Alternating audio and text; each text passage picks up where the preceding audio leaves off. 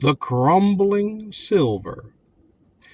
There is a clay bank on Little Neck, Long Island, where metallic nodules are now and then exposed by rain. Rustics do declare them to be silver, and account for their crumbling on the theory that the metal is under a deep curse.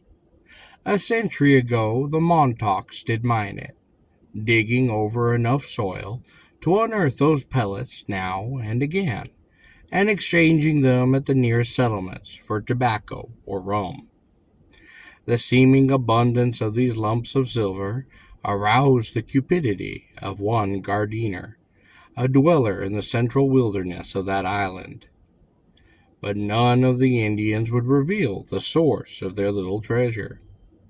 One day Gardiner succeeded in getting an old chief so tipsy that without realizing what he was doing, he led that devilish white man to the clay bed and showed him the metallic spots glittering in the sun.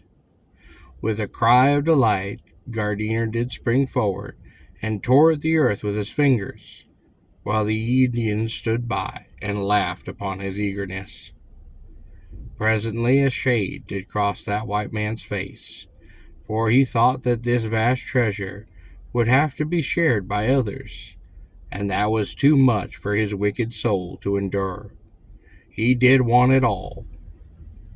He would be the richest man upon this earth, and stealing behind the Indians as he stood swaying and chuckling, he wrenched the hatchet from his belt, and did clove their skulls at blow. Then dragging that body to a thicket, and hiding it under stones and leaves, he hurried to his house for a cart, a pick, and a shovel. He then returned with speed, and dug out a half-ton of the silver before sunset. The cart was then loaded, and he set homeward, trembling with the excitement, and conjuring many bright visions for his future. Then a wailing sound from a thicket made him halt and turn most pale. Noiselessly a figure glided from the bush, and it was the fellow he had killed. The form did approach his treasure. It flung up its arm and uttered a few guttural words. Then a rising wind seemed to lift it from the ground, and it drifted away toward the sound, fading like a cloud as it receded. Full of many misgivings, Gardiner drove to his home, and by light of a lantern transferred his treasure to his cellar. Was in the dullness of the candle that made the metal look so black. After a night of feverish tossing upon his bed, he arose and went to the cellar to once more gloat upon his wealth.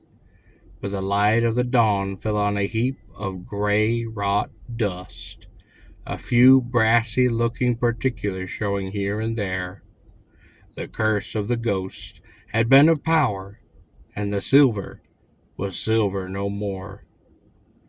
Mineralogists say that the nodules are iron pyrites. Perhaps so, but the old residents do know that once upon a time they used to be silver.